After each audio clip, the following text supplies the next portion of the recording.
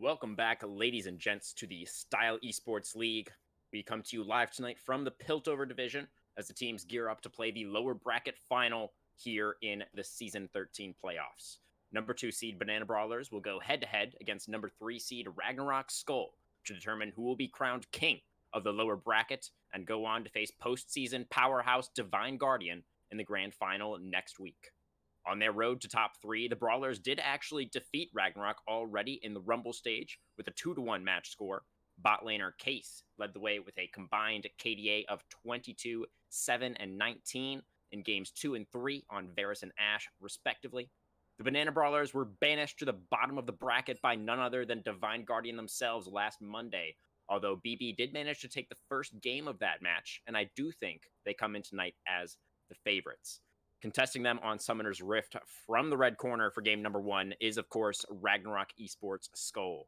Having slipped up earlier in the playoffs on the Bananas, Ragnarok Skoll has had to fight tooth and nail through the lower bracket in order to secure themselves top 3. In their most recent outing, Skoll was able to defeat the Amethyst Death Knights 2-1 with some strong performances from their own bot lane. In the squad's wins, ADC FTP Wolfman also played Varus and Ashe, with a combined KDA of 13, 3, and 24, and support Phantom 167 pulled out the Heimerdonger for a combined 11, 2, and 21. Ragnarok comes in tonight ready for revenge, but we'll see if they've had enough potassium as the Bananas look to beat them back down. First place prize pool of $100 on the line.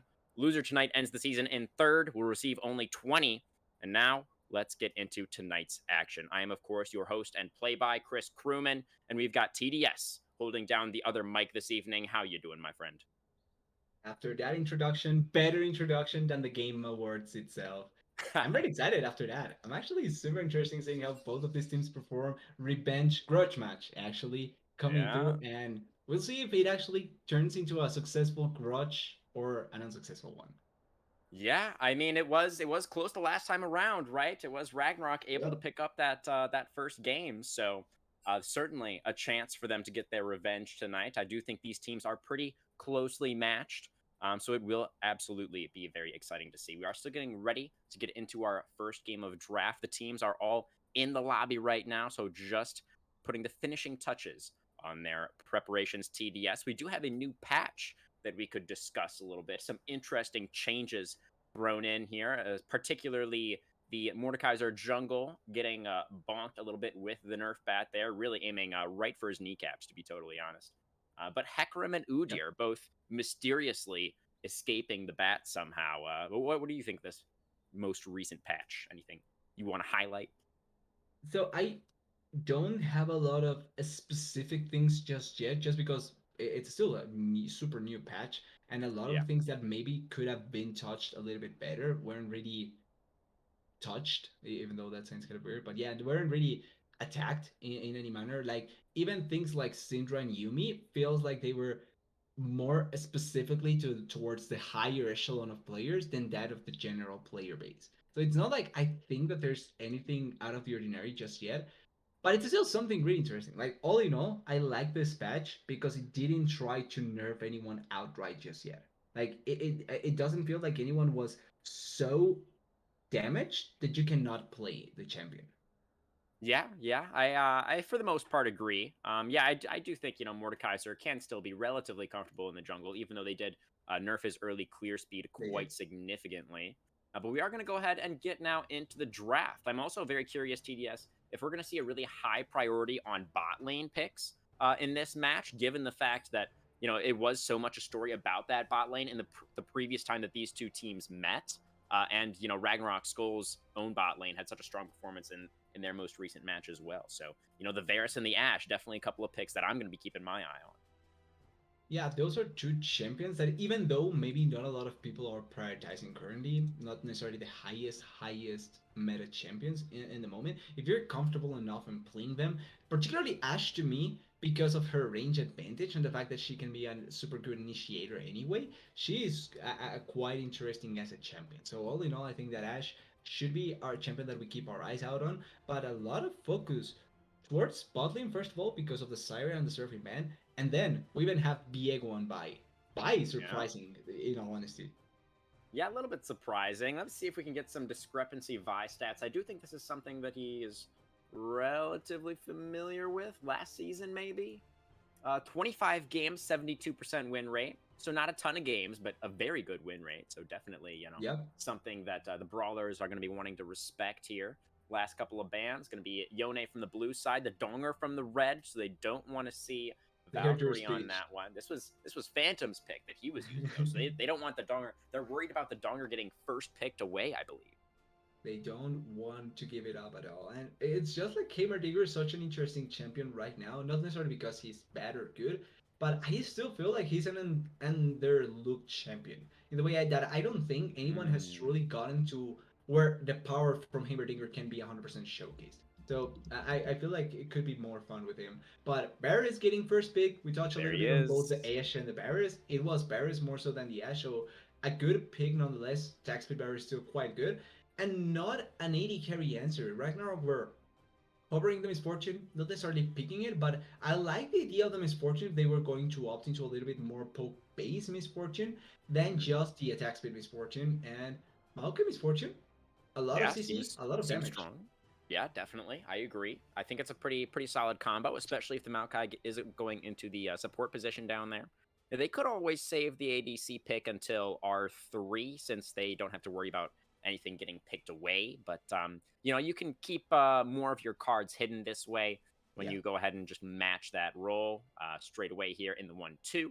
And back over to the Brawlers, see what they want to round things out with their first round of picks, potentially a support to pair alongside the Varus. What might you expect, TDS? They could look for lane dominance with something like Karma or Lulu. They could look for a CC to follow up, so maybe a Leona.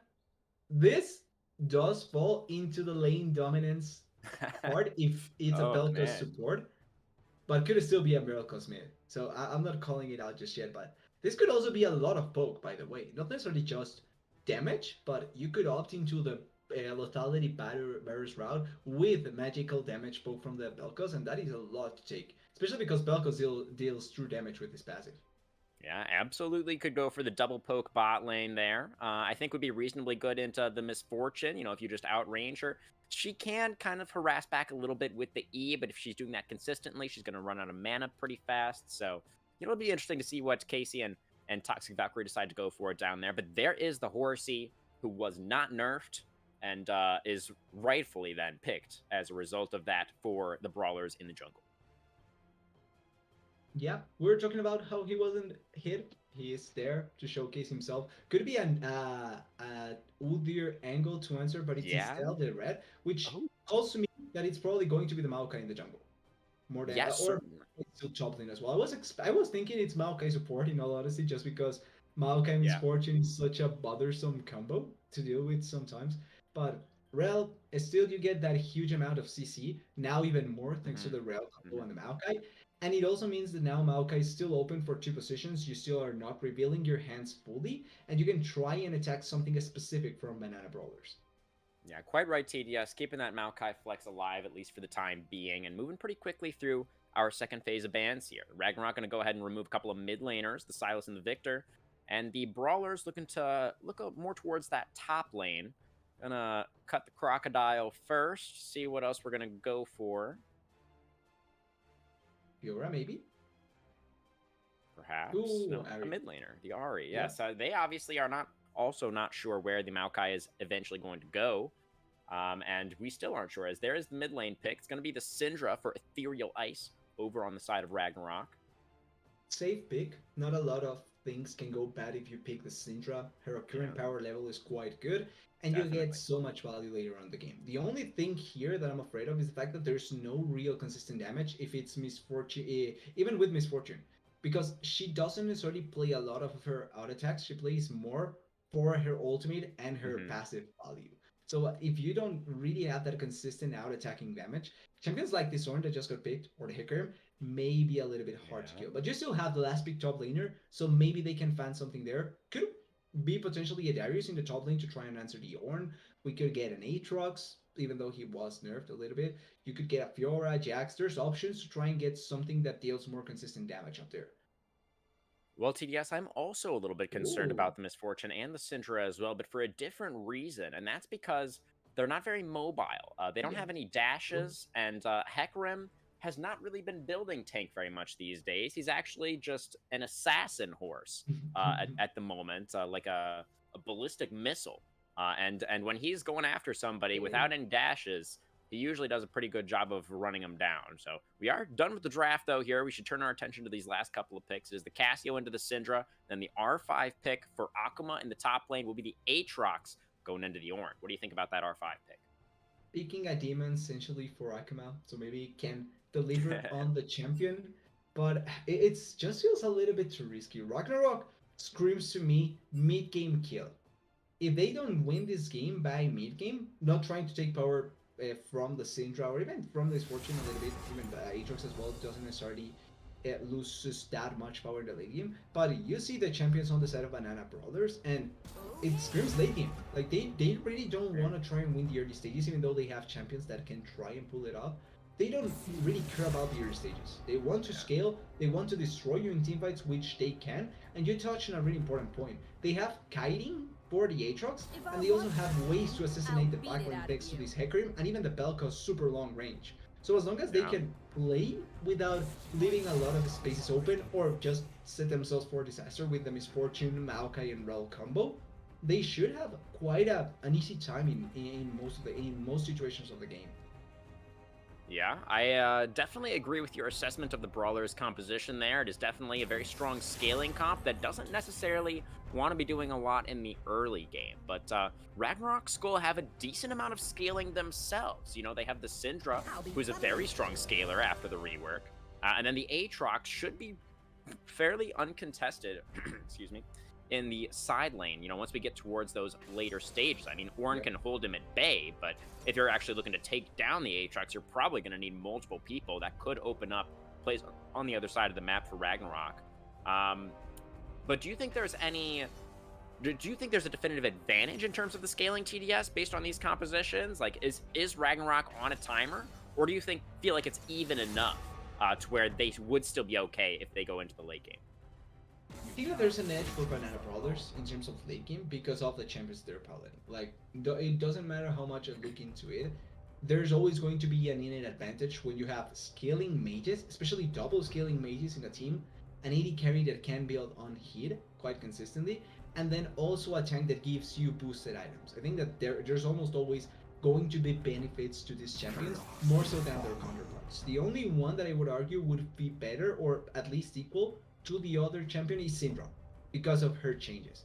But apart from that, everyone else may just lose the battle of scaling. And I think that that's a bit worrisome because if you don't get that snowball going with the Aatrox that we were commenting a little bit on, if you don't get that snowball going and you don't get that champion that can just kill everyone by himself and Mm-hmm. heal for 100,000% of his life, then you're in a lot of a timer, and not only a timer, but also in a timer to try to find a specific fight.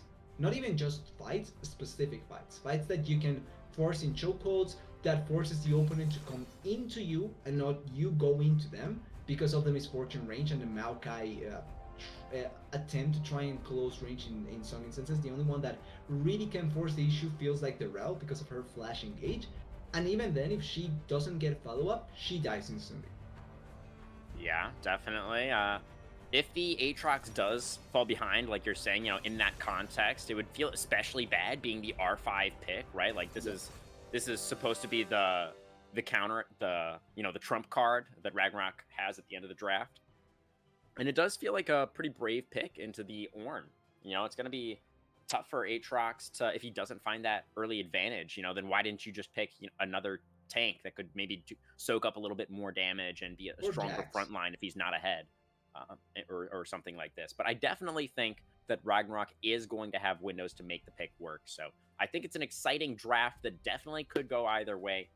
We are going to be waiting out our spectator delay here, guys. And I want to kind of let's touch on a couple of other lanes TDS while we have the time. Hecarim into the Maokai. So Maokai was buffed on this patch. I believe his Q is actually pretty significantly buffed, including its damage to monsters. So he has a faster clear than he did previously, although I find it hard to believe that it would be as fast as Hecarim's. But what do you think about that jungle matchup? And where do you think they might prioritize early on the map, if anywhere? I don't think it's going to be as fast as Hickerm. I still think that Hickerm is one of those junglers that just simply farm the jungle way, way, way too effectively to be able to go over it consistently. But one things that to look forward in this matchup, for example, is the fact that Maokai, I think, can begin ganking earlier than that of the Hecarim. His point and click CC is super effective against certain champions, and against champions like Varus, Vel'Koz, and Cassiopeia that we were talking about no mobility on the Ragnarok Skoll carries. These champions don't have mobility either. So if you can get early Yeah. on onto their lanes and try and gank them with point and click CC, and especially follow up CC to that initial point and click CC, it is quite easy for them to try and set up for kills. So I think that as long as Maokai can really get the early game going for them, or early game ganks going for them, then I can see Ragnarok just setting themselves up to try and get an advantage and try and control the early pace of the game. Well, do you think it's going to happen, TDS? Let's get a prediction from you for game one of our lower bracket final, tonight's best of three. Is it going to be, the sort of side lane, mid game team fight comp from Ragnarok, the 3 seed, or is it the scaling long range, strong front line composition coming out from the Brawlers? So I think Maokai gets an early gank to work out, gets a really early kill, but Ragnarok doesn't snowball off of that, and Banana just simply play out the game until the end and win it. Okay. He's got his faith in the scaling. We're scaling, Yep. boys. See if we can do it on the side of the Brawlers. They did lose the first game in the last best of three that these two teams played against one another. So we'll see if they're able to turn things around and have a stronger start this time around, or if Ragnarok will find first blood in tonight's match. Don't go anywhere. We'll be right back with game one right after this.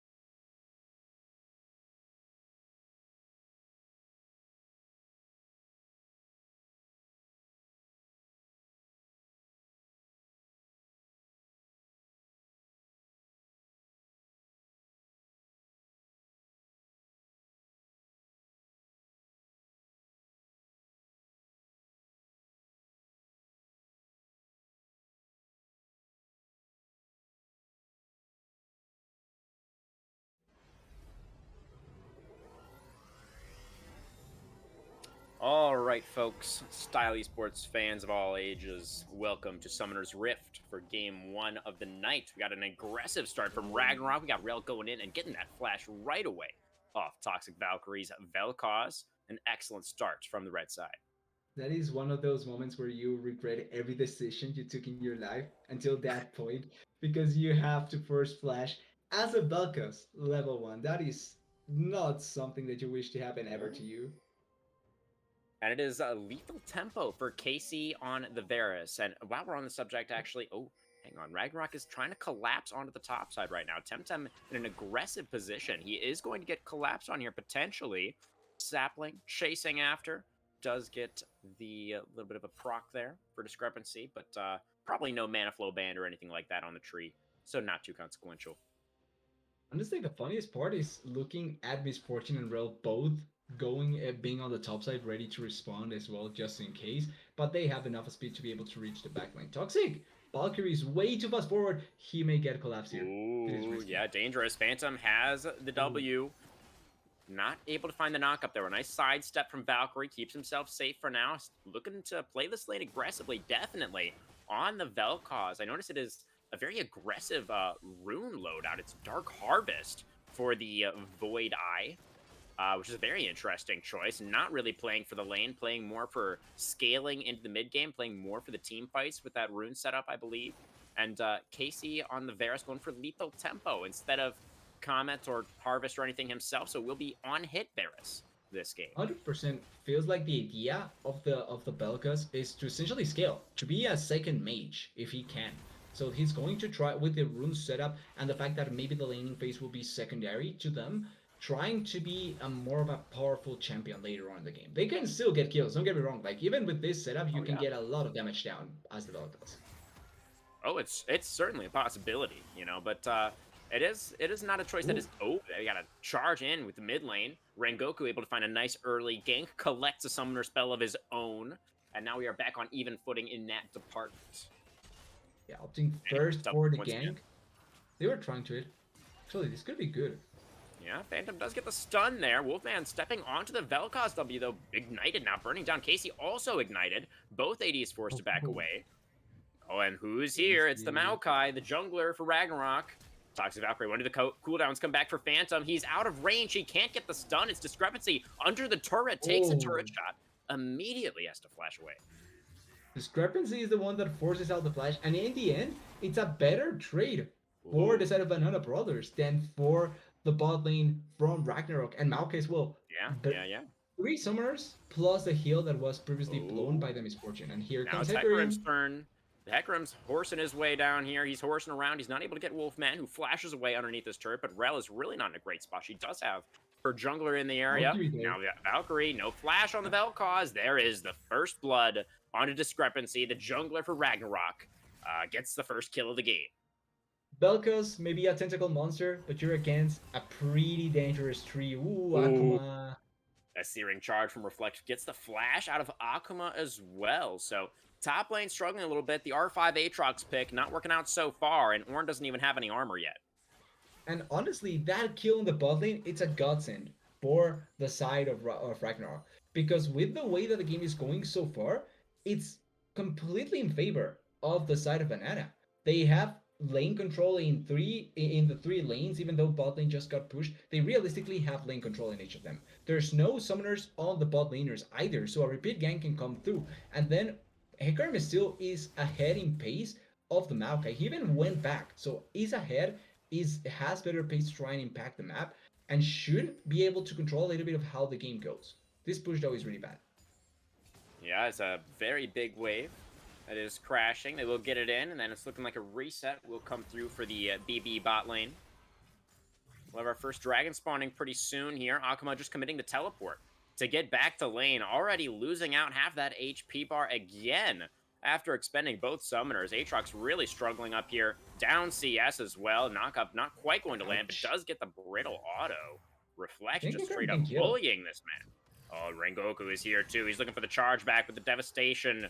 Akuma underneath the turret with the flash forward. Reflect with the auto. Picks up the first kill of the game for the Banana Brawlers. They had the flash and they had the Hecarim. And just as we saw, I I wasn't 100% sure if it was going to turn into a kill just with the Hecarim, but Hecarim and Ornn does turn out the kill. Important that they get it. No teleport, so Aatrox misses out on some of the CS, and now Ornn also has heal cut, which means that this lane was already hard. It's even harder now. Yeah. It's pushing away from the Aatrox, I believe, as well, because the wave did crash. So now Akuma is going to be at risk of getting ganked again. You see all that vision in the topside river that's been set up by the Banana Brawlers. This seems like something that may be in the cards, maybe something they're going back to in the near future, potentially. And now, oh wait, That's Imperial Ice making his way down here. Lands the scatter, but Valkyrie did have the flash back up off the cooldown, so he is able to escape underneath the tier 1. Flash for Ghost. It's not an equal trade in the least, but it's another attempt that doesn't turn into anything meaningful for the side of Ragnarok. And instead, it's just more time that Banana gets.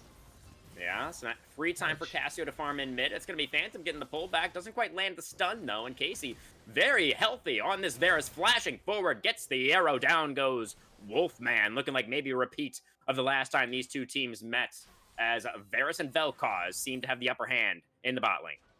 Let's look at the bright side. They did get Varus's flash. It's just that he gets a kill in the process. But they did get it. So maybe a repeat gank can turn into something positive for Ragnarok. One of the biggest issues here with the bot lane from the side of Ragnarok is the fact that even though it is a potential kill lane, especially against squishy champions, if you don't have your ultimates and you miss your initial combo, you have no way to follow up on yourself. Oh, pull back on the Ornn. We got a fight breaking out down here as Phantom gets pulled out of his jump. The Miasma has to be walked around as well. I think he's going to be going down for sure. Rengoku picks that one up. The onslaught of shadows into the mid lane gets the fear down, and then the Cassio ultimate with the slow is enough to keep the jungler from getting away. Discrepancy drops as well. 2 quick kills for the Banana Brawlers. Looking for another one here onto Akuma. As called the Forge God is activated again. The Brittle Auto, more than enough. Reflect easily picks up his second of the game. And for a composition that essentially needed to try and get ahead early, you're now even not only behind, but you're giving so much resources to important champions like Hecarim, like Varus, like Korn. It's just such a risky situation. Even the fact that the Vel'Koz gets a kill, if for other supports, maybe not that important. But for a second mage, you're closer. He's going Leandre Stormont. He's closer to that Leandre thanks to that kill. Oh, he absolutely is. And this Vel'Koz will be doing plenty of damage. Make no mistake about it. That is feeling pretty inevitable right now. Yep. It's the side of the Banana Brawlers that have now been able to stack themselves up about a 2,500 gold lead, as the first Dragon and the first Herald are both alive on the map. Neither team willing to make a move towards those neutrals just yet. It feels like, I honestly like the fact that it's not being opted by from the side of Banana. Because they don't need to get these early objectives. These objectives mean absolutely nothing to them. Maybe the Herald, if you want to get some extra gold, if you think that you're not getting it. But realistically, they just need to farm and collect gold. That's everything that they need to do. They now have a space thanks to the fact that they are ahead, but they don't need to commit for them.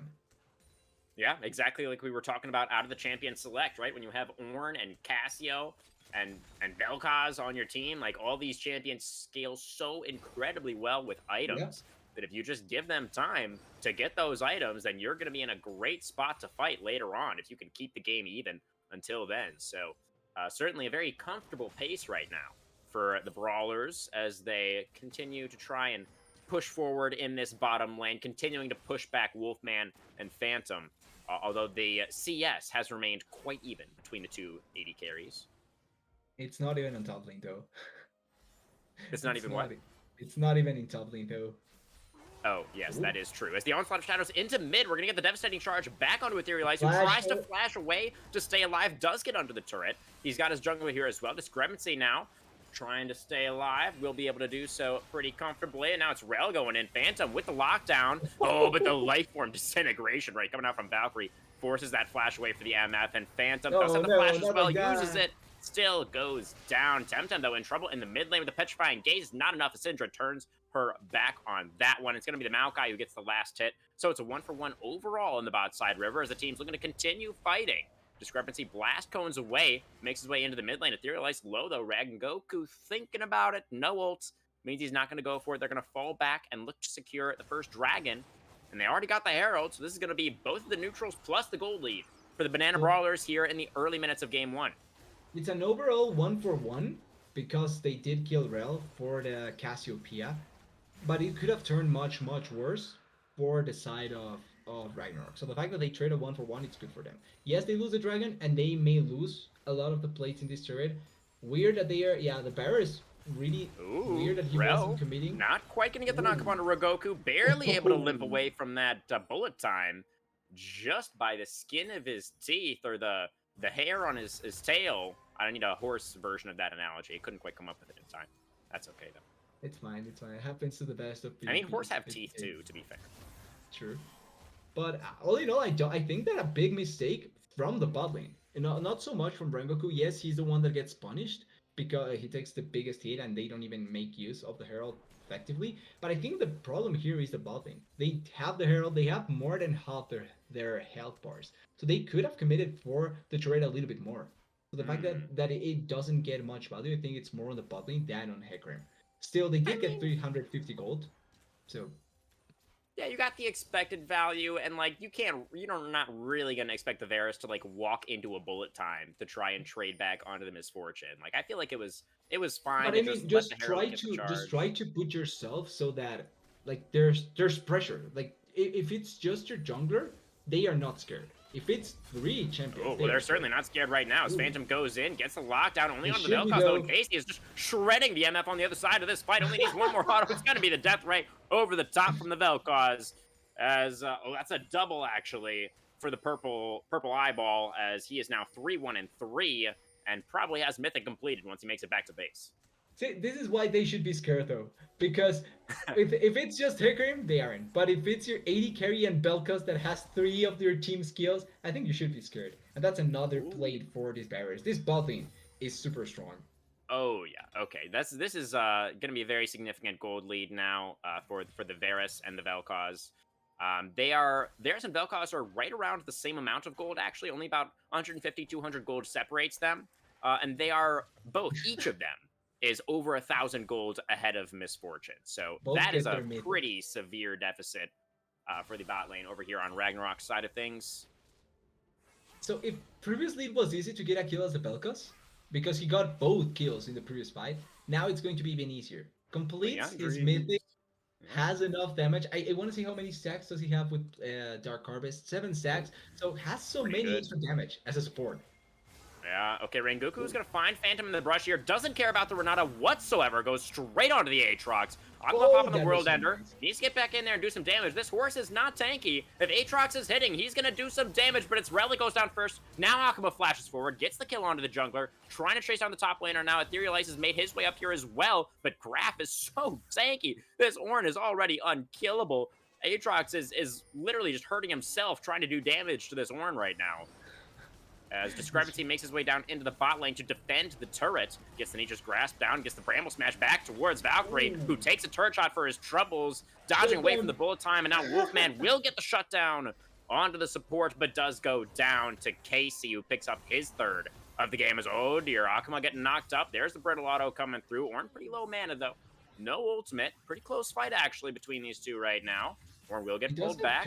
Darkened Blade connects, but the Brittle Auto coming through. Q3 not going to land. Both top laners extremely low. Both top laners walking away. Yeah, but the fact that there's still no kill here, they get... Oh, wait. He's not walking away.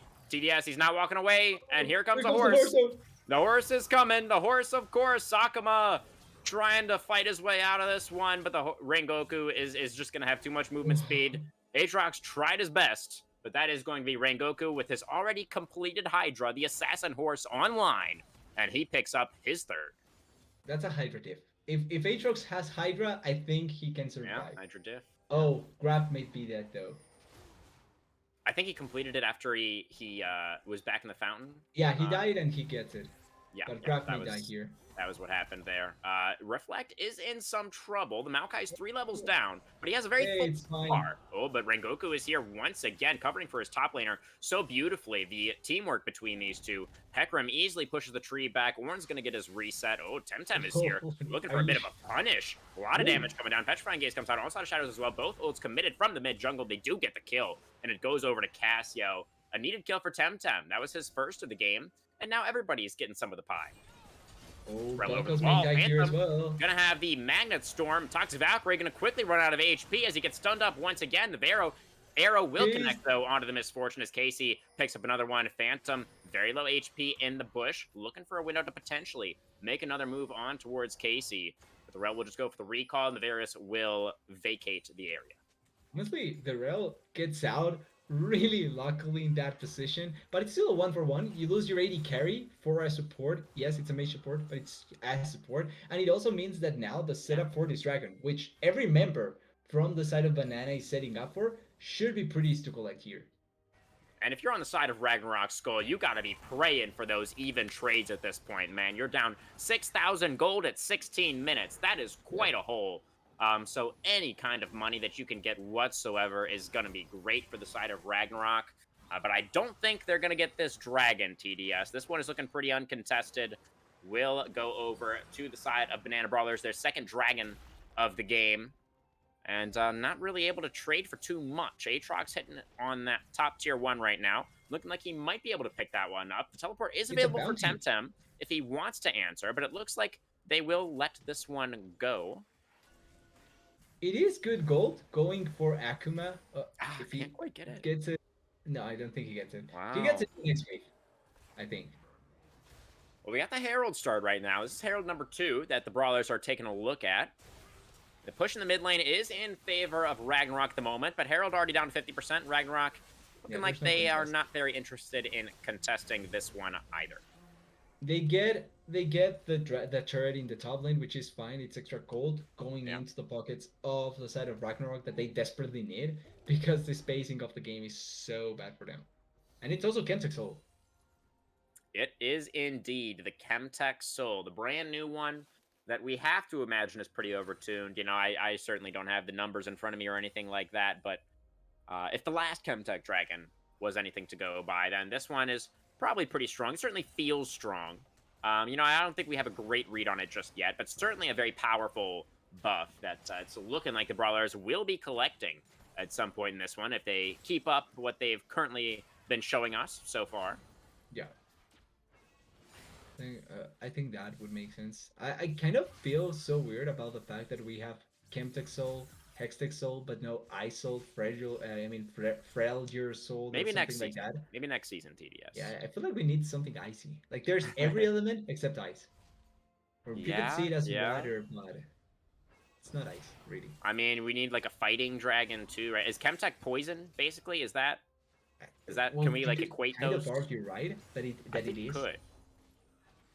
Anyway, the same way that you would kind of argue that Chemtech is kind of the robot dragon, so it's man-made. Is kind of a what dragon? It's a robot dragon. Oh, a robot dragon. Much man-made. So it fits I guess so. Yeah. Everything sci-fi or elemental. Is it cybernetics though? It's probably a combination of like cybernetics and just like drugs, like literal chemicals. I guess there's probably you know some multiple things going on there with Chemtech Dragon. He's a very complex individual. Now that I think about it, is it possible that maybe someone is actually piloting the Hextech Dragon since it's a robot? I don't think we can rule it out. Valkyrie, though, will have to flash away from that Magnet Storm. Bullet time coming out over the top. Casey cleansing, flashing away. Onslaught of Shadows coming out now in the mid lane, getting the devastating charge onto Wolfman. Misfortune down pretty low, and there is the Assassin Horse at it again. Gonna pick up that kill onto the AD carry. Rel gonna limp away underneath the tower. Discrepancy gonna make his way in. He's a little bit late. Looking for a kill onto the Vel'Koz. Not quite able to find it. Tosses out a sapling. Not running towards the right target. So it will be just the one kill. And the top laner's duking it out once again in the bot lane this time. Zakma going for the World Ender, but still not looking like he's going to be ending anybody's world anytime soon, as Reflect is going to have another Brittle Auto here. A couple more spells should finish off the Aatrox. Reflect, come on, you got this. There it is. Going to finish him with the Searing Charge. There was a bit of Great. lifesteal, but it's simply not enough lifesteal. Funny fight. I didn't call it a funny fight if I'm the top laner that it's supposed to be dealing damage and I get out damaged by a Well, tank. at But least Akuma has a sense of humor about it. You know, yeah, that's all you can do well, sometimes in these sorts of situations. maybe it's what happens when you play too much top lane and you just simply cannot help but laugh at these sort of things. Yeah, seems like a very, you know, very top laner sort of Yeah, response to that situation. I agree. I respect it. At least they can see the good parts in League of Legends, and like another role that people complain way too much about. HD carry. Yeah. Oh, Oh, Vel'Koz gonna be doing. Oh, not going to be doing some face checking. That really didn't care was about that. treacherous, though. I think they could have gone for it, but they just didn't Yeah, realize that he was going to be walking that close to their bush. As the E does connect for a little bit of a knockup. it is damage. No, it's not a lot of damage, but it is damage. Rengoku. We need Nice to remember that together. it's not tank Hecarim, right? So that's why That's it took right. so much damage. It most certainly is not the tank hacker room. It is very, very far from the tank hacker room. In fact, pretty much the exact opposite of the tank hacker room. Yeah. As the top tier one will get absolutely demolished by Shelly. She's just gonna completely annihilate that one. Well done, Shelly. But she won't get anything else done. Will just be the one bonk for this second Herald opportunity. But it will allow the side of Banana Brawlers to extend their gold lead to over 8,000 TDS. It's just growing and growing and growing. And I don't think we need to keep on adding on to that, but they are the scaling team. Not the team Oh, that yeah. needs to get ahead. They Oh, are the yes, they scaling are. team. And they also get this dragon for free since they rotated Miss Fortune and Syndra to stop the Herald in top lane. So now they are not only closer to the Chemtech Soul, not only are they ahead, but they also really have complete control over the game. There's nothing much that the side of Ragnarok can really look for in the way that the game is setting up right now. Because there's no objective for them to truly fight for. There's no opportunities for them to look for team fights, and that's what their comp is built on. Yeah, true. True. That's a great point there. Yeah, they just haven't found their angles. They haven't been able to find the win conditions for this comp that they've been able to put together here for game one. And that was the first ornament that we just saw coming through, given over to Case on the Varus as Discrepancy getting caught out in his jungle. Nice Bramble Smash to try and buy a little bit of space, but it's not going to be enough. As Call of the Forge God comes out, gets the knockup, but it's going to be Rengoku with the pole arm that picks up the kill. Number 5 for the Assassin Horse. He's They doing a really lot of heavy wanted. lifting. What was that, TDS? They really wanted to cut down the tree. They They committed three did, ultimates yeah. for that. Yeah, they really needed some paper, I guess. Just really, really badly. And they did get some. They did cut down that tree very, very effectively. Did cost them a couple of ultimates, but I think they're going to be feeling okay about that. They're onto the Baron. Yes, that was the jungler who is still down and has no good way to get back over here. And with Cassio, yeah, they absolutely shred it. Vel'Koz as well going to be doing a lot of damage to that objective. And just like that, it is gone. They melted it with the Baron buff. Standing strong, 3 dragons, 11,000 golds. The Banana Brawlers looking to end game number 1 in less than 30 minutes and make a bit of a statement as we look towards the end of the playoffs here in the Piltover division. Potentially trying to look so, and even if they don't end the game with this Baron buff, 3 minutes for Soul. So they have a lot of things to play for if they really, really want to. They have champions that are hearing their power spikes as well anyway. Cassiopeia almost hitting third item. Barrows looking for that third item as well. Even Belkos is looking for a second item as the support. That's when you know there's a big difference between your team and the other. Oh yeah, it's absolutely massive at this point. You know, I don't really want to discuss from Ragnarok's perspective necessarily because it's honestly a bit depressing.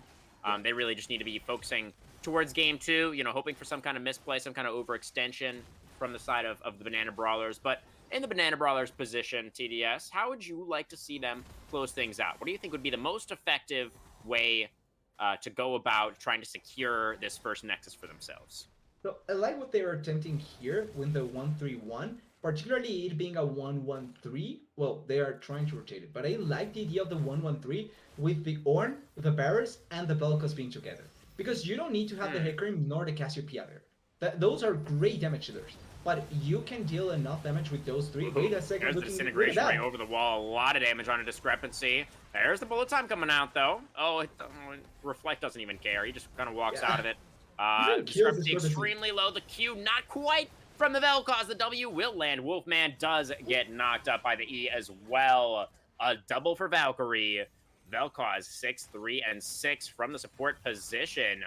Definitely, a diff across the map to be sure, but I think we felt it the most in the bot lane in Yeah. this first game, as it is going to be time for a retreat now for the Brawlers. As a flash engage from Phantom locks down the top lane, and they do finally kill off the Ornn for the first time this game. They finally take down Reflect. Case, though, looking to get some revenge for his top laner. Flashing forward for that last auto. He will be able to find the cleanse now as well. Gets another arrow off onto the Syndra, but he's got an Aatrox in his face, who's very angry, but the Blood Ward keeps him alive. And it's actually Toxic Valkyrie that picks up number 7 there onto the opposing top laner, as it ends up being another favorable fight for the Bananas.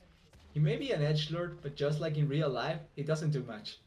It's not. It doesn't hit that hard. The Aatrox dies like if it was cutting paper, and they win another fight in the bot side. This game feels like it's close to over, and Temtem may die here just because they are trying to go into a Discrepancy certainly has the CC. Gonna have another Bramble Smash momentarily. Petrifying Gaze is really good, though. Onto the Misfortune, and in comes the Hecarim flying in there, able to finish off the Marksman. The Sapling. Can it catch up? It can't. Temtem, oh, the Nature's Grasp, oh, but there's no damage over time. The Cassia will live, the tree will fall, as will his tier 3 turret in the bot lane. Oh, things just going bad to worse for Ragnarok, and it's Banana Brawlers just demolishing them here in this one. They will go ahead and fall back towards that Chemtech Soul, and then I have to imagine that they will look for the end. Yeah.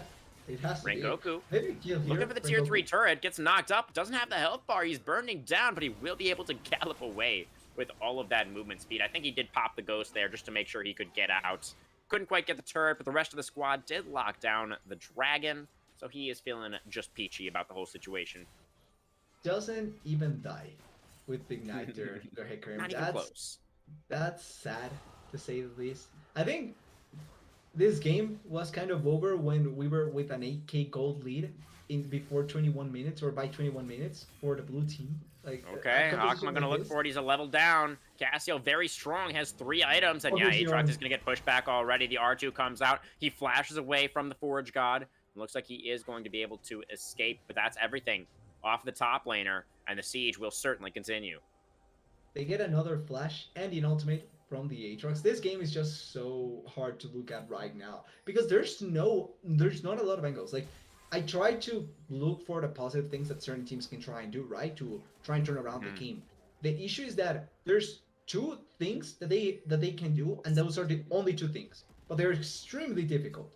One is find a fight where you can bullet time from 100 to 0, Cassiopeia and Varus. Yeah. Like, that's one of those. And the second one is Aatrox gets to get a flank where he kills the carries, but there's no Ornn. Onslaught of Shadows under the turret. Discrepancy in trouble. He does smash away the Hecarim.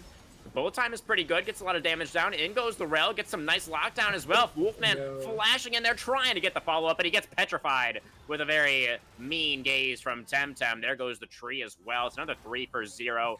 Looked like maybe Ragnarok had found it for a second there, but it really, I think, wasn't that close in the end, as Akuma doing his best, really just swinging that sword around like crazy, but it's just not having the effect that I think he would like it to have.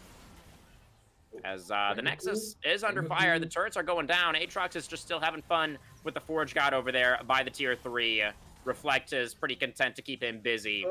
There go the Nexus turrets, and there goes the first Nexus in 29 minutes. The Banana Brawlers, with an absolute clinic, run over the 3rd place team in Ragnarok Skoll, and look to make it a quick one for us tonight here, ATDS. Feels like that. The game felt like it was even until it wasn't. Like, that lasted, I think it lasted as an even game for 15 minutes. And after that point, it was just complete nation. I feel like that is maybe a little bit charitable, but too good. I'll give it to you. Yeah, I'm pretty sure it's 16 minutes. That was the 8k gold deficit. So okay, yeah, then maybe I wouldn't really consider that to be very close, but it felt like a longer game than it really was. even though the Hmm. lead was super early on in favor of them. Yeah, maybe just why do you think that was? A lot of that has to do with bot lane because Hmm. of how well they win it, but I think the biggest issue was the top side. We talked about this Aatrox. Aatrox was the last pick and a champion that we were expecting to try Yeah, and get a lead, yeah. or at least that we looked for to have a lead. Needed When that to have an your impact. last pick doesn't work like that, you're kind of doomed. And I think Ornn played that really, really, really well. Oh, for sure, for sure. Yeah, great game from Reflect on the Ornn. Really, just from the word go, like he had the push in that top lane. He was winning every trade. Like it just seemed like Akuma never really got his foot in the door. Like he was just kind of Ornn closed it on him, and then just padlocked that thing, and Yep. Akuma had no response whatsoever. Feels kind of bad. It feels even more bad for the Syndra because I don't think Syndra died that game. But Actually, yeah, what 1-0 and can you one. I didn't do? realize was deathless. It's so sad, but realistically, That's as a tough. Syndra in that game, what can you do? Unless you get a super massive lead where you can one shot everyone, even the Ornn, which sounds unrealistic, but yeah, then what can you do? Yeah, I mean he was trying to scale. He went Void Staff second item to like try and get some semblance of a power spike, but it obviously was not nearly enough. The Yeah. entire map really fell apart for the side of Ragnarok very, very early on in that game, and they're gonna probably need to make some drastic adjustments here for game two if they want to push us to game three once again. They were able to get game three last time, but I don't know if last time the first one was that one-sided. So should be interesting to see, what Ragnarok comes out with for game two, and how that is all going to look. But who's your MVP for game number one, TDS? Before we go to break, I want to get an MVP vote from you. I It's a tough call. Everybody uh, played really well, honestly, I on the gave side of credit to him. Ornn, so I'm going to go with Ornn. Yeah, fair, fair. He had the second highest damage in the game, only behind Valkyrie's Vel'Koz. So yeah, really strong performance from the Ornn for the entirety of that game. Only died once, did Reflect, and that was they sent like 3 people after him, I think. He bought an incredible amount of time. So yeah, really well stuff from Banana Brawlers. Well played by them, and we'll see if they're able to make it the clean 2-0 on the night, or if Skoll will be striking back. Don't go anywhere, guys. We'll be right back with the Season 13 Piltover playoffs in just a few minutes, or even less than that. See you soon.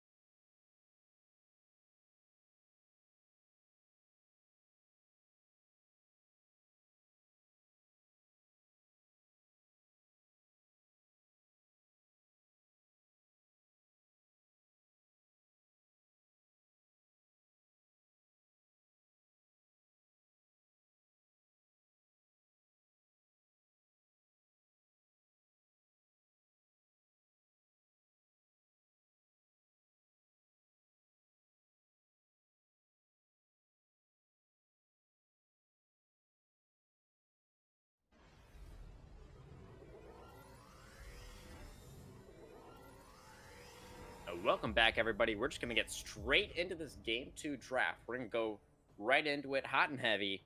We're switching sides for Game 2 as Ragnarok Skoll has elected to move over to the blue side, sending Banana Brawlers over to the red. And from the blue side, Ragnarok has gone for the Zyra and the Viego band first off. And the Banana Brawlers, of course, don't see much reason to change their bands up just yet. It's the Seraphine and the Vi removed from them, by them, rather, once again.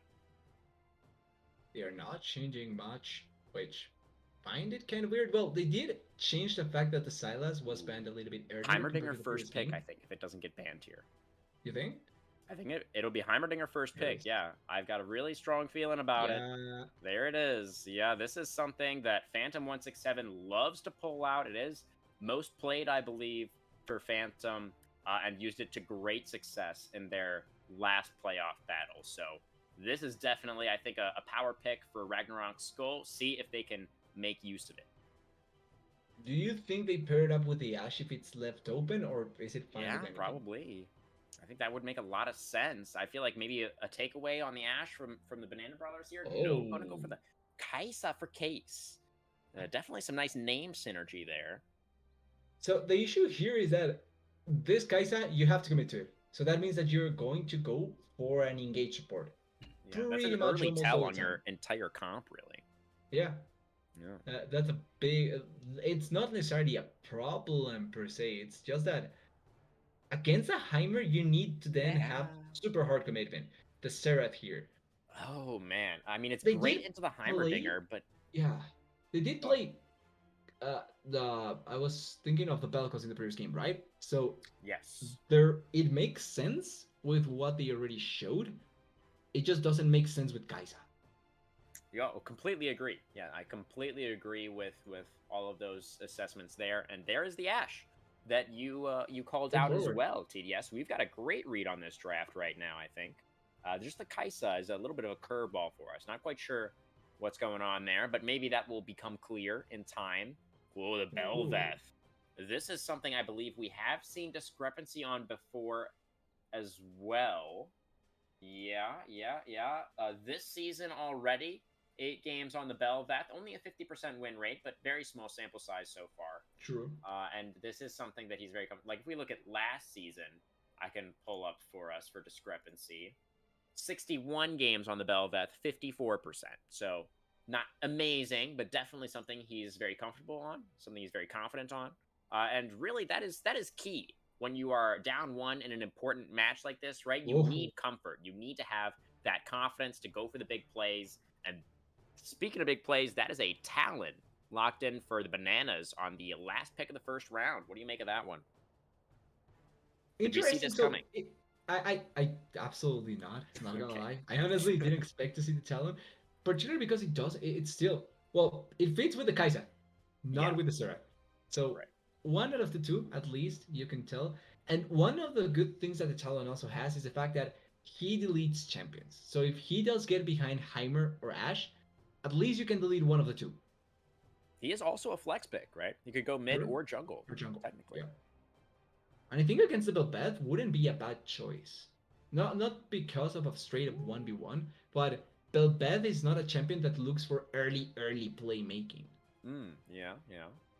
So I think Talon may find avenues.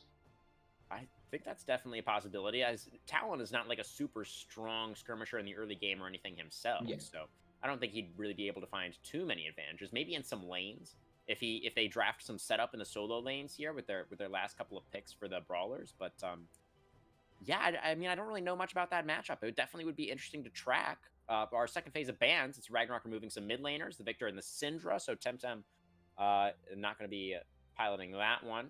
Neither will Ethereal Ice. That was his pick in the previous game. A little bit of a self-ban potentially. But the Yone and the Auri, so 4 mid lane picks all removed. And the Malphite getting locked in for the Brawlers. That's most likely going top lane, I have to imagine. Beats with Talon and Kaisa. So I'm not against this, just because it's also a champion. Oh, sorry, what? No. I interrupted you. Go ahead. Just to finish, at this point, the fact that you have someone with a straightforward way to engage, that it's hard to stop as well, or even evade sometimes, I think that it's not bad. So all in all, I'm not against the Malphite. The only issue is that you're playing it blindly without really Mhm. knowing who your matchup is. So could have been a Mordekaiser or a Gwen. That's not the favorable matchup Yeah. of the Malphite, but it's a Shenso Oli. It's a 50-50, not that bad. Mhm. Could also be a Malphite support. Just want to say that can be still be flexed. Sure. I don't expect it in the least, like not Right. even by a little bit, but it Probably could not. still be. Yeah. Especially knowing the type of player that Toxic Valkyrie is, I think we would be very shocked to see that. But this is the R5 pick for the Brawlers. Time to find out where Talon is going. What will be their last selection? Into the Vex? Is it the mid lane pick for Temtem? Or do they have something else in mind, the Bananas? It is Yeah. the mid lane pick. So there's Orianna more. into the Vex, Talon into the jungle. What do we make it of it all, TDS? They're playing something really similar to the composition from Ragnarok in the previous game, where Mm. well, one of the better things that they have is the fact that they do have consistent damage. So it's not like if they miss out on the on the engage, they lack damage later. They have a Kai'Sa that is still a straight up AD carry that does actually play for her auto attacks because of her passive, so Mhm. it's good. And you also have an Orianna that can stack consistent damage thanks to her kit. And Surat as well to a certain degree. The more damage you can build up on, the better. And I Yeah, think that they're definitely. playing also for a heavy engage because they do have Malphite, they have Orianna, Mhm, pretty mhm. straightforward, and you have the Kai'Sa talent to follow up. Yeah, it's a If pretty it works, classic awesome. combo. Malphite, one of the better ball carriers, I think. I think we could safely say him and Jarvan are probably like Yeah, S pretty tier. much those two. Yeah, yeah. Vi's pretty good as well, to be honest, but she can sometimes get a little bit too far away from the Orianna if she uses the ultimate, so not maybe quite as good as Malphite Jarvan. But regardless, definitely some very interesting compositions. It'll be fun to see the Bel'Veth Talon matchup in the jungle that we were kind of considering a little bit earlier on. The Kai'Sa Xerath pairing, I think, is something that doesn't make a lot of sense to us, but maybe Case and Valkyrie will teach us a thing or two here in this one, potentially. Maybe they'll show us the power of the Kai'Sa Xerath. Because if I the was Xerath thinking, go ahead. sorry, just to say, I was thinking maybe we get Kai'Sa Serath AP for the Oh, poke. like farming Xerath? No, I mean just AP Kai'Sa in general. Like Kai'Sa the one that farms, but more AP centric, with poke being what you go for with the Kai'Sa. But because Orianna Yeah. gets picked here, I think that there's not a chance for a lot of chances for that because Yeah. it'll be too much magic damage. For So sure. For you sure. still need the Kai'Sa. But I thought maybe they opted into that, and then the Kai'Sa pick isn't that bad because you have super long range poke in that situation. Yeah, definitely. I think yeah, it's a very intriguing comp from the Brawlers. Your comparison to the composition in the previous game for Ragnarok, I think, does make a lot of sense. There's a lot of team fight here. There's a lot of wombo combo. But I do feel like, as you also touched on, they do have maybe some more options for themselves. Just in terms of how they play things out. Talon can get up to some shenanigans around the map, definitely. Honestly, But that's this, the part that I love the most about this comp from Banana Brothers. The wild card factor that Talon brings here, because yeah. he can really just make a complete mess out of Ragnarok if he gets a pick onto the Ashe or the Heimerdinger. I think the Heimerdinger more so than the Ashe, just because of how much value the turrets have. But Mhm. if he is able to pick up one of those two targets, Chaos may be too maybe reigning in Ragnarok's side. That's also why Shen is a pretty good pick because the extra shielding may save one of these champions as well. Yeah, from that initial First, burst yep. of damage from the engage, and with the Malphite and Orianna ultimate combo, if you get the Shen ultimate timed correctly, you can mitigate that somewhat. Depending on the target, they might die anyway, and then you've wasted your Shen R. But it's certainly something to take into consideration, and we should, I think, consider the Ragnarok composition. Now I think we've discussed the Brawlers bunch at some length, and Ragnarok is the True. squad that we really need to examine. They are the team that needs to pick up the win here in this second game if tonight's match is going to continue. Heimerdinger Ashe, extremely powerful bot lane. Kai'Sa Xerath, I think there's some potential there, and Case and Valkyrie did seem like the stronger duo in game number one, but I have to imagine that Ashe and Heimer are going to have very consistent priority, be very strong in that lane. And then the Bel'Veth for discrepancy, a little bit more of a carry champion this time around. I do think that he was good on the Maokai, but there's not really anything Maokai can do when his carries fall that far behind, right? Like he can set up all he wants, but if the damage just isn't there, then the Maokai is not going to be able to offer too much. So I think there have been some notable improvements here for Ragnarok Skoll. But what are your main takeaways from this composition? Do you think they did a good job in going for the adaptations that might be necessary to try and pick up a win? Ragnarok has a comp that I find weird in the sense that it has good pieces of things. They need to come together really, really well, but I think that it has good pieces. You have the Vex, the Shen, and the Belbeth in a way to try and play forward because of their engaged potential as well as their mobility. Then you have Ash and Hammer that can play off of a longer range, so it's not like you're dependent on trying to commit to fight. But it also kind of leaves open a lot of doubts in me in the sense that if Shen is not there and you get committed on, how well can you make a play around that? Because you're against Malphite, you're against Talon, Oriana, you can get bursted out before the Shen shield even comes through. So that's a risk that you have to play with. Then how effective is the Hammer against the Serath? Because I think Serath outranges both Ash and Hammer, if I'm not wrong. Yeah, yeah, yeah. That's also a fear that you may have if you're opting into certain fights. And then if Belbeth falls super far behind, what can she really accomplish in the game? Yeah, definitely. I mean, if the side of Ragnarok fall behind in the same way that they did in game number one, then the draft really doesn't matter too much, right? Like that was just a huge gold deficit very early on that was incredibly difficult to come back from. But it Yeah. is prediction time, TDS. What do you think about these game two compositions? Who's going to take it? Are we getting game three tonight, or are the Banana Brawlers? Do they have this one on lock? I want to believe in the talent. I want to believe in the talent, so I'm Okay. going to go with Banana. But All I, right. I feel like this is a much bigger toss up than the previous game. Yeah, definitely some interesting drafts. I do like the adaptations that were pulled out by Ragnarok. So Twitch chat, go ahead, raise your rocks, raise your bananas. It's a do or die for Ragnarok Skoll. They need to get this win if they want their season to continue, if they want a shot at first place. Don't go anywhere. We'll be right back with the season 13 playoffs very shortly.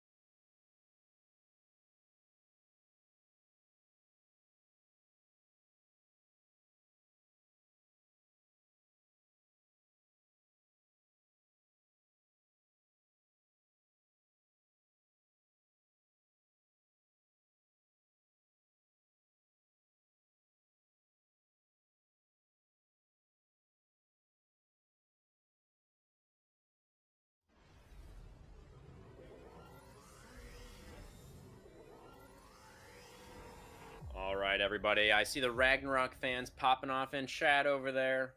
See if they can do it. On to the blue side for game two. They've got a different looking draft this time around. We've got Phantom on his Heimerdinger. See if he can make it happen for him. It's a pretty conservative opening this time around. TDS, very calm level one for the most part. Yeah, there's nothing wrong or out of the ordinary just yet. Could have been great, but at the same time, if you look at the champions, it's not like you have those early level one champions. Like Rel was a level one champion. The others maybe not. Yes. Yeah, definitely. No really strong level one champions in this one. Definitely agree with you there. It is Smite Ignite First Strike for Rengoku on the Talon Jungle. It's a very offensive build, very exciting.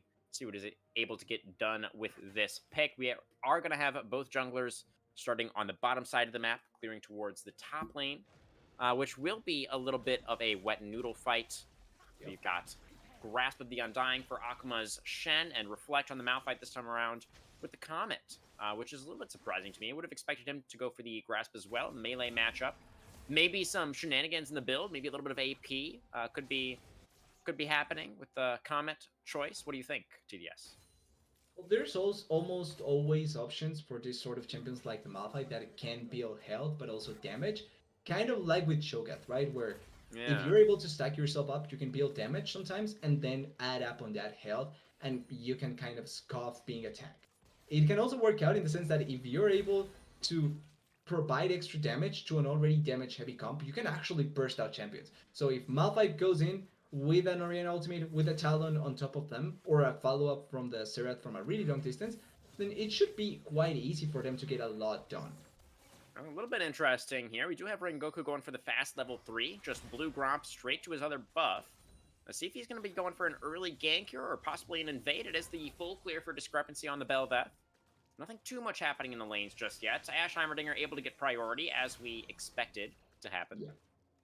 It's just the advantage of having the extra range from the Ashe and the Heimerdinger. Like, even if the Serath is the one that is contesting the push, you do have the Heimerdinger and the Ashe also to add onto the range. So it's kind of hard to really go and win that. Yeah, Kai'Sa just not able to do much early on here. Yeah. Really needs, the Q evolve is kind of when Kai'Sa starts to come online. Is it Ice in trouble? There's Rengoku dashing forward, not going to commit to the Ignite just yet. Just wanting to get to that summoner spell for now. Was able to accomplish that. Important the flash from Ethereal Eyes in the way that he ignores the second part of the W so that he doesn't get the bleeding. If he gets the bleeding proc, then Ignite kills him. Yeah, definitely. It was a close call, I think, for the Vex, but Ethereal Eyes just barely able to escape with the use of his flash. Talon going back towards the bottom side now. We're doing chickens into wolves. Bel'Veth gonna go ahead and take the top. Crab could look to make a move towards this bottom side as Reflect pushed up pretty far with no mana. Looking to make a retreat now, it appears. Gets the slow onto Akuma, who's pretty low. Both top laners really looking like they want to keep going at it. But Reflect, with the speed boost from his Q, will be able to roll his way back over to the tier 1 and gonna go for the base. All in all, that was a really good trade by Akuma. He forced out a lot of the Malphite, forces him to go back to base, and may even force out the teleport because the Bel'Veth was on top side. If the Malphite was not careful enough, he may just get it. Ooh, Valkyrie in trouble, flashing away, Ignite ticking, burning down, but Rengoku is here. Gonna jump straight onto Wolfman. Ignite is committed this time around, and Case will pick up the first blood again here as we start game 2. It is eerily similar to what we saw in game 1 as the Banana Brawlers find themselves with an early lead. We may get... Okay, they were pinging, but nothing is coming down there. Great gank attempt coming in from the side of Rengoku, or actually great gank coming in from Rengoku. Turns into 2 kills, 1 for the Kai'Sa, 1 for the Talon, 2 champions that get a lot of value. And that's one of the things that Talon has that no other jungler has. The fact that he can play around walls so effectively more than once. Like, he can jump multiple walls without being discovered, and that just sets you up so effectively. They did blow a lot to try and get the kill because they did blow the flashes, the flashes and all that. But it was answered with the summoners from the side of Ragnarok, and then you add on top of that the fact that you get the kills, so completely worth it. Oh, absolutely. Yeah, the Brawler is going to be feeling great about that one. And yeah, Talon, extremely mobile, right? That's something that we didn't really discuss too much. We weren't really sure what to expect from this Talon jungle, but should be able to pretty comfortably dash away from like the skill shots of the Vex, the knockup from Belveth, the skill shots from Heimerdinger, since he has that ability to jump over pretty much as many walls as his heart desires, then Yep. that could be pretty strong into the sort of skill shot based composition of Ragnarok, potentially. And that's one of the ways that we should try and look for in teamfights as well, because if he gets fancy and he's able to find an angle for the backline, it's through jumping the walls. Able to get the cannon there is Case. Very nice. We do have our dragon, our first dragon on the map. It is a Chemtech first up this time around TDS, so not going to be having that soul again for game 2. Grab Reflect now.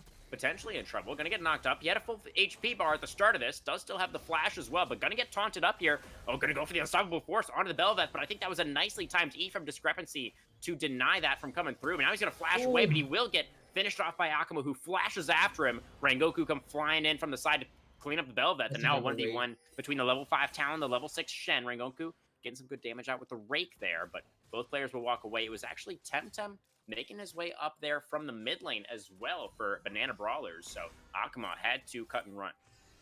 Raph had the right idea, but I think he misplayed with the ultimate. Oh, wait, Toxic. There is the Vex ultimate connecting. A lot of damage on a Toxic Valkyrie. There he goes, but they do get a trade kill back onto the enemy support. Now Ethereal going a little bit far under the tower. We'll just take a single turret shot and back away. So a nice play from the mid laner, able to find something across the map from what Temtem was trying to do. And that is Ragnarok picking up their second of the game. That was fancy by Toxic stunning the I forget the name, the Vex, as soon as she jumps into the play. But in the end, it's a 1-for-1. Both supports die. That means that this extra gold that Tempton gets, it's more valuable. You're getting more for your team than what the kill turns into. And just quickly to finish the commenting on the Malphite kill, I think the idea was right, but Malphite misplayed it in the timing. Because if he hits the Belvet before she uses W, the extra resistance, I think she bursted. The Malphite burst her.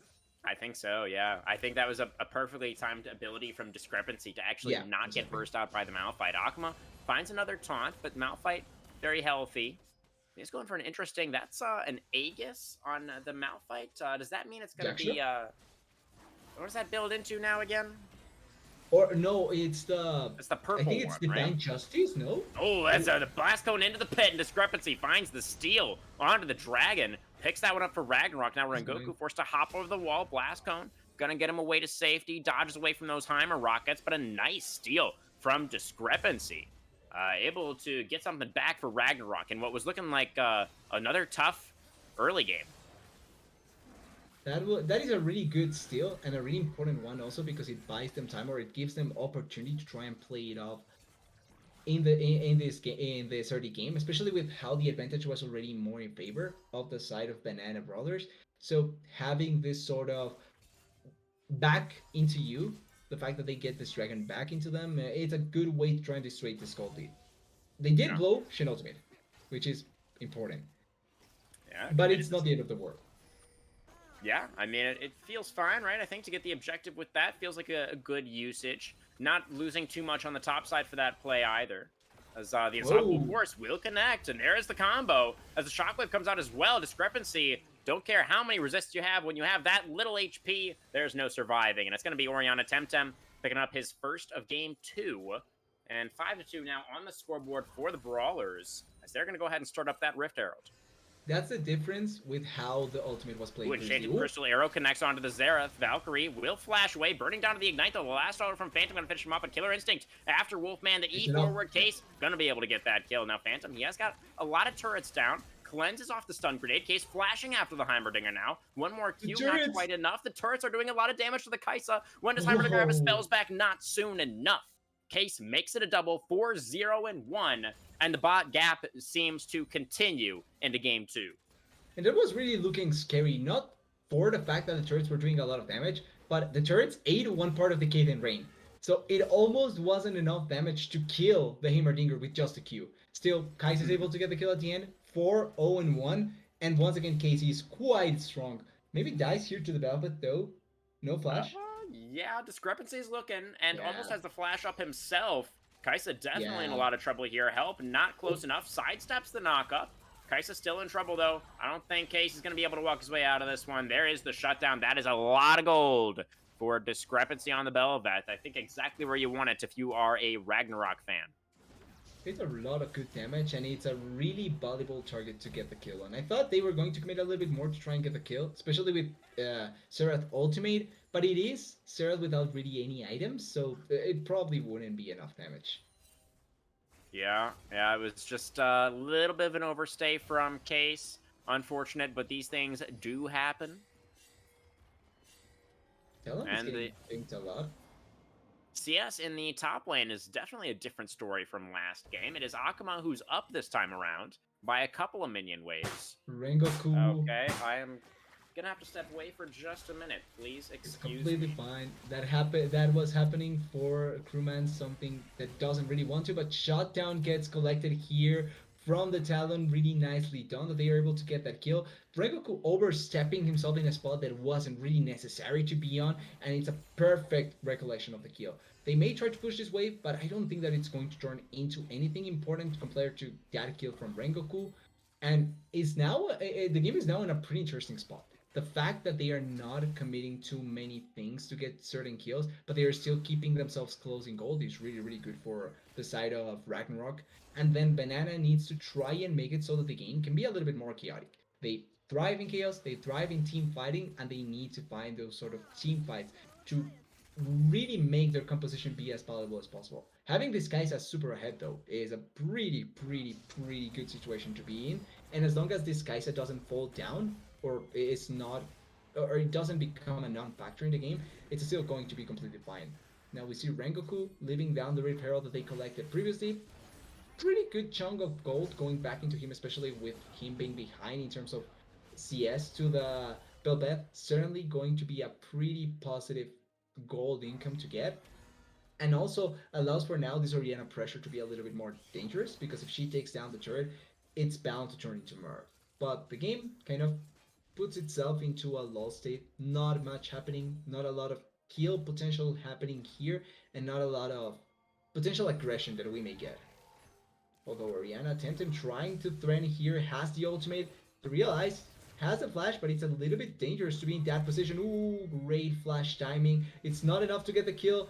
Temtem gets stunned, may die here, has to flash away, but I don't sure it's not enough to escape it. And perfect timing to try and punish Temtem in that position. I don't dislike the idea. I think it's smart, but it's the first move, the first step that the side of Ragnarok takes to try and follow up onto a play that is really rewarding for them. And it's something that the side of Banana Brawlers need to understand because if not, they're going to get consistently punished. This also opens up for Dragon, second Dragon of the game. It's a Hextech Dragon, which means that now we may get a Cloud Soul, which wouldn't be the most ideal, but I think that it's not going to turn into that Mountain Soul. That is a really good soul to get, especially with a Malphite, with a Shen. But it's also a really good soul for the side of Banana Brawlers. Malphite with Mountain Soul would be close to unkillable, to say the least. So it may hopefully work out that way. With that though, changing lanes, moving around, trying to set yourself up in different positions, and the game shouldn't go much aggressive after this. Yeah, each position pretty normal, not much. I would love to see Casey or the side of Banana try to be more aggressive with Casey, especially with Killer Instinct. Try to get more going on their side because they are not really trying to accomplish a lot with this Goldie that they have with their Kaisa. Could be much better.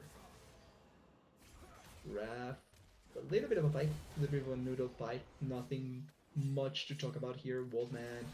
Ooh, great flash, great ulti. Think Talon taking a little bit too much of a pulling the trigger a little bit too early there. If he waits a little bit longer, could have turned into a much better kill. Ooh, Rengoku, okay, he's fine. Nothing much going to turn here. Nice attempt there by the Belbeth still, and having that Hydra already completed, certainly going to help into outlasting the Talon in a fight. Also, no ultimate, so should be much easier to take the Talon out than if it was normal fighting. Malphite, Ruby Flag, it's taking a lot of bidding, maybe waiting for the talent to come in here, but does survive long enough, and Talon is on top side. Maybe they can set up for a kill. No ultimate though, and they also spot the Serath here, so it's not going to turn into anything positive. The game has turned into a weird spot where there's a lot of good potential attempts, but not a lot of turnout into important kills. Discrepancy. This is really risky. Oh, he missed this. Okay. This is oh Yeah, I am back. oh no. TDS. I am sorry about the absence there. What did I miss? It's okay. You just missed an etherealized death under turret by him committing to the kill. Who was committing to the kill? Oh, Ethereal Ice. Okay, so he got the kill, but did die to the turret? I wouldn't even call it a dive. I would call it more like an attempt at diving a full health champion. Oh. That sounds brave. Yeah. Case is going to use the cleanse. Going to try and run his way out of this one. Ignited. Going to look to get the turnaround in the 1v2. Flashing for it. Oh, he gets it. Oh, does get one kill. Yeah. But does go down himself as well. Committed everything, but I think in a situation where it's a 2v1 and you also blow the flash. Oh, wait, discrepancy. Alright, Stand United coming in. Gonna get the taunt down onto Rangoku. Oh. Arcane, right at the Arcane over the top, though, and that is enough damage to finish off the Bel'Veth. Talon also gonna drop, so both junglers taken out. But Bel'Veth, I think, had more value at this point, and they also, once again, committed the Stand United. So that means that you're at least getting something of high value back in that play. Really good that they are able to punish this, but the game is becoming more and more closer compared to the previous game where the early lead was enough for Banana to just run the game over. Yeah, definitely. This one feels much closer. I completely agree. It's top lane, a big part of that. You know, remember top lane in the previous game was sort of Reflect going ham on the Ornn. And this time around, though, it's much more even. You can see in the CS, and even Akuma able to get a couple of kills. We got the mid laner up here now. Ethereal Ice going to be looking for something. Unstoppable Force onto 2. It's not enough to turn that one around. Reflect, good try, though. That is the moving for the Shadow Surge. Yes, connecting for Ethereal Ice. Able to get another kill. Valkyrie, though, going to get knocked up. Yeah, that's a couple of quick kills going over now to the side of Ragnarok. Very nice from them. Well, there is a lot of movement from the side of Ragnarok. We were talking a little bit about this, or I was talking a little bit about this while you were away. The fact that they are consistently moving first to certain plays, and that allows for them to have more members to help with plays and try and make them work out. Banana is a little bit more slow on that sort of route, and a lot of that has to do with the fact that Kai'Sa hasn't really moved from bot lane. Yeah, definitely. She's kind of stuck down there, it looks like. Or, well, not necessarily stuck down there, but staying down there to try and find more advantages is case mostly what we've been seeing so far. Well, go ahead. She's farther ahead than the Ashe thanks to this, but it also means that the rest of the team kind of loses out in pressure. Yeah, it's kind of going to be almost a battle between the Case and the Bel'Veth, between who's able to carry their squad, is kind of how this one is shaping up. Now, Vex is quite strong as well. Ethereal Ice on this Vex here, 3, 1, and 2. Has the Luden's complete and everything. So does Temtem on the Orianna. As we've been saying, these teams very even right now. Very close game 2. We do have Dragon 3 alive right now, so that is what the teams are jockeying over. They're trying to find positioning. Yeah, River position held by Ragnarok. As Talon over the wall. Stand United forced out very early here onto the... Oh, there's the Shadow Surge connecting. Only onto the front line, though, Ethereal Ice. Does get the CC, so... A little bit of an engage, and then a disengage. Right of the Arcane from the Xerath coming out now. Over the top. Not quite able to finish off the Bel'Veth, who does manage to escape. Very low HP, though. That ward is so good to spot out the Xerath boat, potentially, but... They did take a lot of damage, particularly the Bel'Veth. Yeah. And if you look, the Bel'Veth cannot join this fight. They don't have the jungler to fight this. Exactly right, yeah. They are able to secure the dragon. Smite is good from Rangoku. They stop the soul stacking. Very nicely fought team fight from the side of the Banana Brawlers. Able to get themselves the dragon. They sort of pushed Ragnarok out of their position around the objective and were able to secure that for themselves. And with the fact that they committed so many champions on both sides to try and collect this dragon, and the one that gets the dragon is the side of Banana Brawlers, that means that the dead time didn't benefit in any way the side of Ragnarok. Like, they didn't get any farm, they didn't move out or get first move for objectives because bot lane turret was already dead anyway, so they didn't really accomplish anything at that point. Yeah, definitely the case. It's a little bit of a wasted time for Ragnarok, but they are still definitely in this one. They can get back on it. Got some pings onto the Baron right now coming out from the Banana Brawlers. They were able to take it pretty early in the previous game, but they don't have that same gold lead this time around. Yeah. And I'm not sure if they can rush it the same way. Kai'Sa and Talon do deal quite a good amount of damage to the Baron, but I feel like it's more the worry that the side of Ragnarok is doing it, more so than them taking it, because Heimerdinger, Belbeth, and Ashe deal a ton of damage to these sort of objectives. Yeah, absolutely. It's still anybody's game here. Is Rengoku just clearing out some vision around the Baron at the moment? Kind of fun to see that this game is much, much, much closer compared to the previous game, and that both teams have a good chance at taking it compared to the previous game where it was a blowout. Always what we like to see, right, is these close games. It's always more entertaining. You know, we like to see both teams getting their shots in. This discrepancy dodges away from that particular shot from the Xerath. Shocking Orb connects, though. Misses, though, the second hit, so not getting I wasn't going to say anything. You have to always point it out as hard as it is. As harsh as it is. Yeah, yeah. That is our job, unfortunately. Or that is what we are saddled with. Another orb connecting. Q just a little bit late that time. Oh, that's a talent over the wall. A lot of damage. Shadow Surge not going to connect this time around, but neither will the Shockwave. Both mid laner ults going wide. That hurts to see. As an arena player, that's one of the things that you hate the most to see. Yeah, yeah. It does happen, though. You know, can't hit them all. That's just not realistic. That means that you're not a good player, sadly. I guess that's me, you have to hit 100% of your ultimates. Yeah, if not, you're not a high very good level player. This is a hit at myself as well because I failed most of them. It's okay. I wouldn't have called you out on it. They are going to get both summoners out of case there, the Cleanse and the Flash. It's a nice collapse from the top side of the river. Well, it's weird that they were staying in place when everyone from your team is so out of position, and then you know that the side of Ragnarok is also nowhere to be seen. So you cannot force yourself like that in this sort of position. You don't even have the vision in the top side of the river. So this was just bound to happen. Yeah. But Case did live, cost both summoners, but did survive. But not going to have those summoners for the next dragon fight, and still Mountain Soul on the table for Ragnarok. If they can collect that one, they would be only one dragon away. I honestly think that Ragnarok should give up that dragon. I feel like they should trade it for Baron because they do have a pretty quick Baron. And if they set themselves up first for that Baron, they can just take it. Like, it's just a second dragon. Like, it's not soul, so it's not like you care that much about the dragon. It's not even soul for themselves. Yeah, definitely. You know, if the side of the Banana Brawlers feel like they can find something more on another part of the map, like the Baron, for instance, they do still have the freedom to go for that sort of play.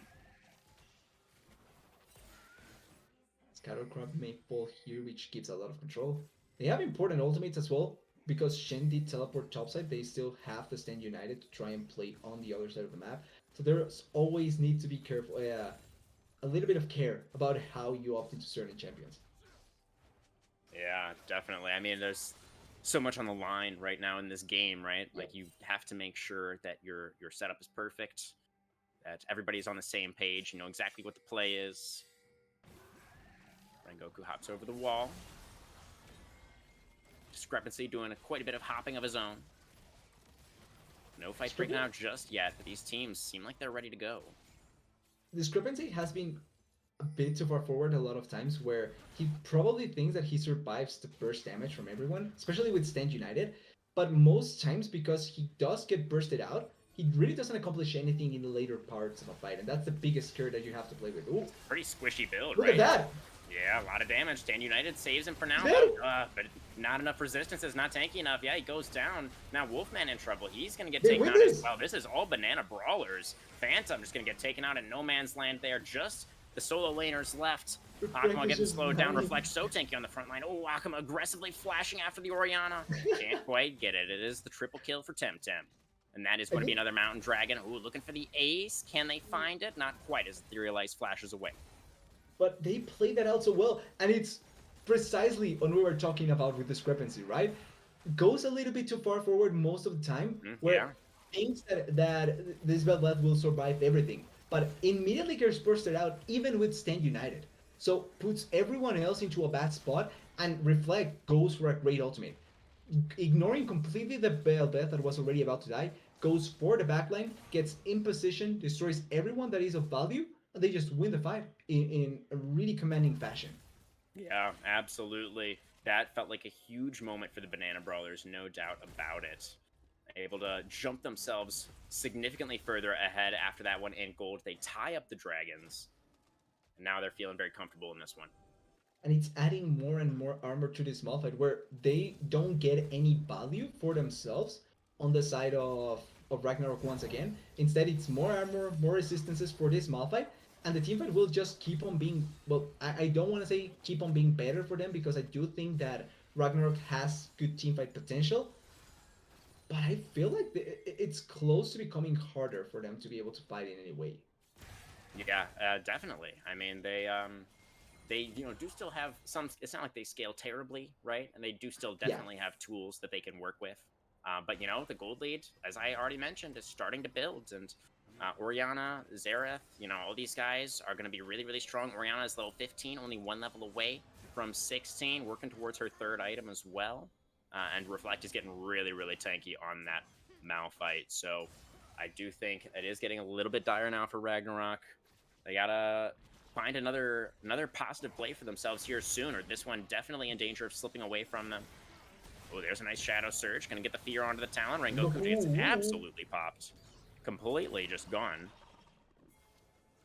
They found the Talon. That's a pretty big pick to get. Maybe even Temtem here alone on the side lane. Yeah, Akuma's gonna look for him. Orianna pretty strong, though. Actually, Don't know if Akuma can keep chasing here. It's just a 1v1 between these two players. Don't think anybody else is gonna show up. Temtem continuing to try to retreat. Akuma doing a great job with the slows from this Frostfire Gauntlet. The Shen is winning out.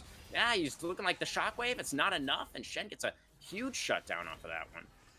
It's not a bad idea to fight as Orianna, but got hit so many times, never used the ultimate until the last moment, so it wasn't valuable at all, and then gets picked up, dies immediately. This is Baron potential here for Ragnarok. Talon will respawn and he can get to this position thanks to his mobility. They also have teleport from Reflect, but I'm not sure if they win this fight without the Orianna.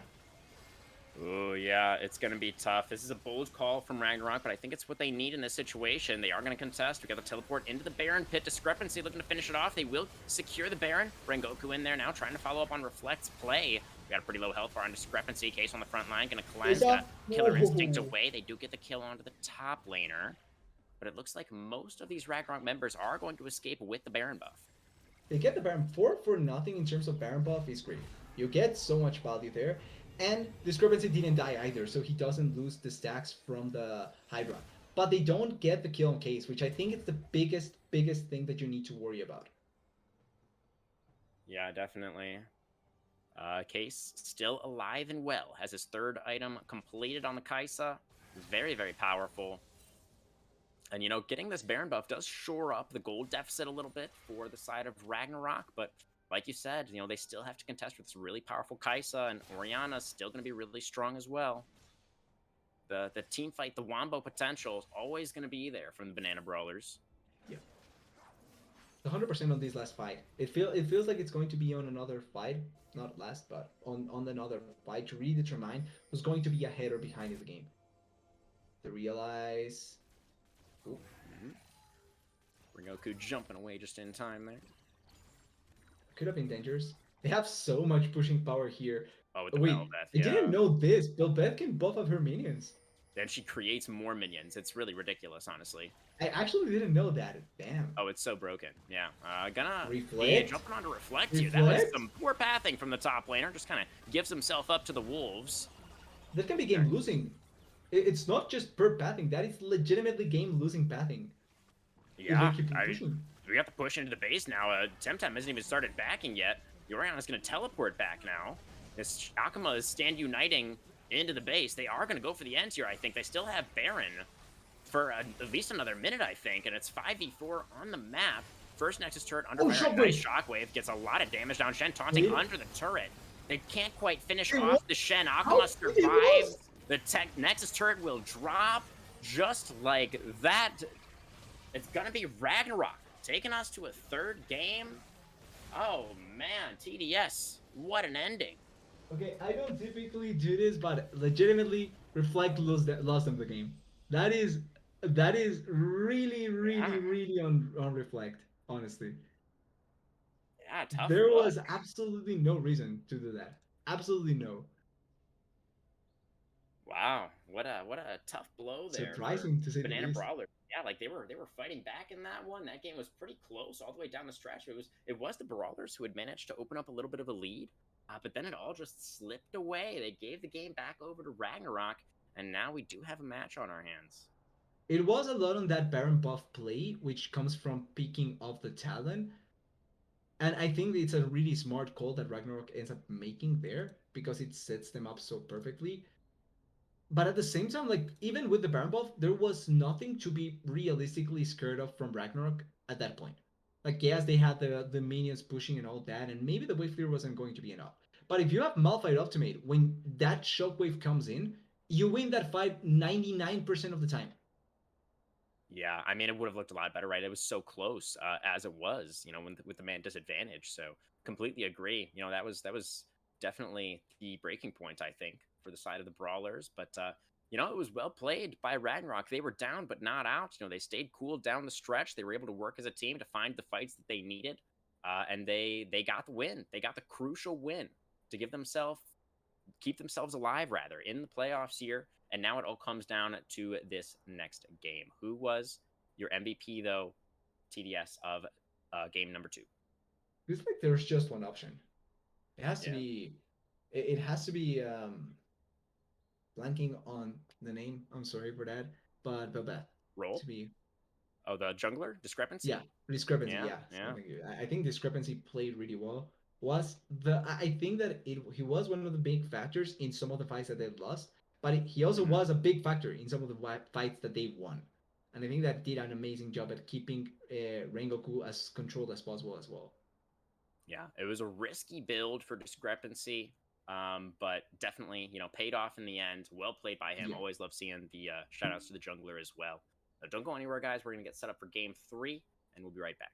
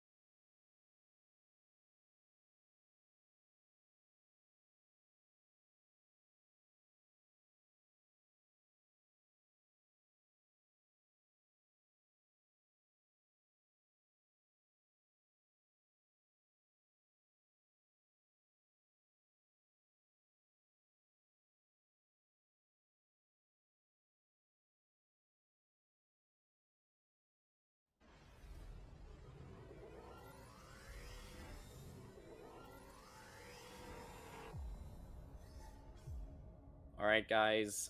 This is Crewman once again. I do have some very, very unfortunate news here. I'm really sorry, everyone enjoying the stream. I know it's a really hype match, and we're getting towards the end of the bracket here, but sadly, I do have an extremely pressing IRL situation that I just have to deal with right now. I'm really sorry, guys. We're not going to be able to stream the third game.